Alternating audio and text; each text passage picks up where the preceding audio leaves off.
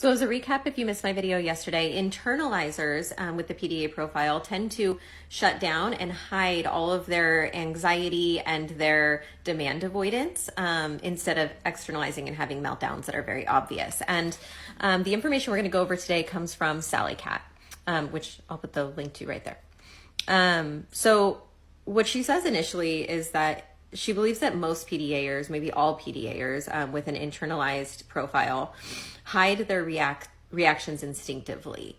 That from a very young age, from like birth basically, they learn to hide their pain and they internalize innately. And so it's very difficult for them to externalize their pain and show that they're struggling.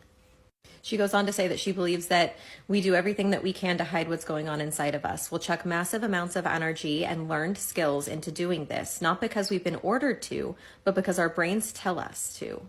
We shrink from having our differences observed. This means that we hide each and every difficulty that we have, tend to not self-advocate or ask for help, and will harm ourselves by not asking for our needs to get met. She goes on to say that internalizers feel very distressed if they're seen as being needy, and oftentimes will try to physically hide their bodies, their face, with hoodies or hats or whatever they can to try and hide so they can feel invisible, so that people are not seeing them, because being observed triggers a very heightened anxiety response. This directly leads into her second main point, which is about PDAers and masking. So like we talked about yesterday, they tend to be very dramatic, good actors. And so even with an internalizing presentation, that still tends to be the case. She says, my personal comfort lies in masking my vulnerability, and masking is not an option for me. I cannot choose to not mask. I can't drop my mask because it happens organically. And that she feels that it would be harmful for her and for other internalizer PDAers to drop their masks, because they would be exposing their vulnerability, which feels very threatening and causes a lot of harm.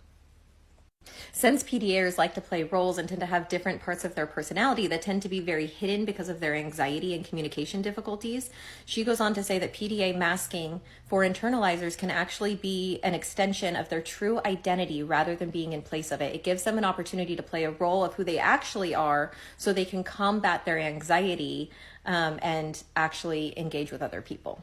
She says some PDAers feel permanently separated from other people, as if stuck behind a fear wall, which is constructed of social interaction, communication difficulties, social focus, innate high anxiety, and rejection sensitivity.